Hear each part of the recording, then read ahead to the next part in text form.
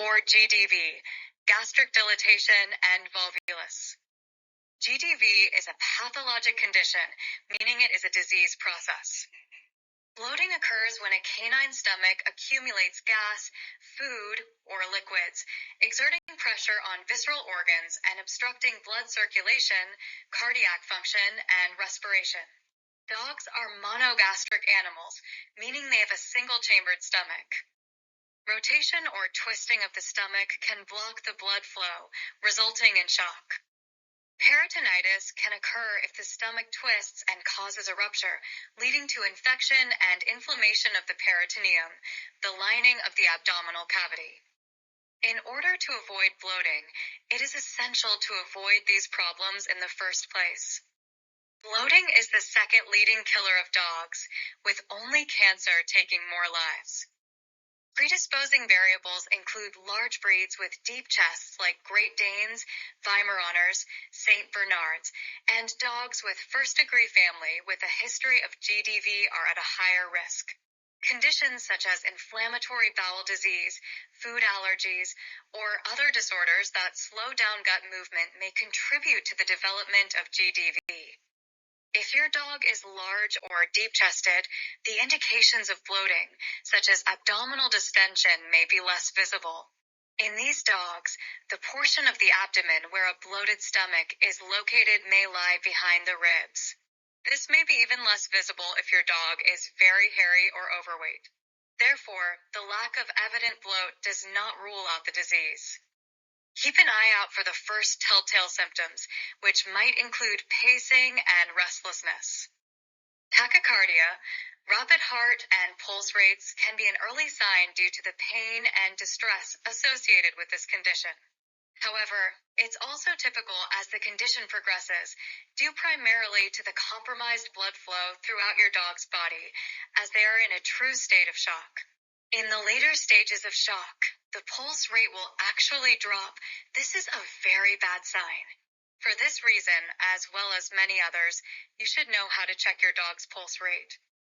No matter the size of your pet, the average respiratory rate is the same, between 15 and 30 breaths per minute. Normal dog pulse rates in beats per minute for small dogs or puppies should be 100 to 140 BPM plus or minus 20 BPM. Large dogs, 70 to 120 BPM plus or minus 20 BPM. Other symptoms may include retching, vomiting without producing any vomitus. Excessive drooling or foamy saliva may be accompanied by lip smacking. Both indications are caused in part by the nausea. The dog's rapidly expanding stomach makes it hard for the lungs to expand. They may naturally point their elbows outward to promote respiration. The limited chest area for lungs to expand, acid/base and metabolic imbalances, discomfort, and distress produced by GDV make breathing difficult. Pale mucous membranes and capillary refill time, CRT. The color of the tissues above your dog's teeth might indicate the state and function of their circulatory system. If you find that these tissues have lost their normal pink hue and have become pale, or if it takes more than 2 seconds, or less than 1 second, for the pink color to return after putting light pressure with your finger, there may be a problem. Symptoms might intensify and cause your dog to collapse. Dog collapse may be caused by several ailments, but it always indicates a serious condition that needs immediate veterinary intervention. Once you've taken the dog to their vet, the management of GDV involves initial medical stabilization, followed by timely surgical decompression and realignment of the stomach to its usual anatomical position. To prevent future episodes, gastropexy is performed.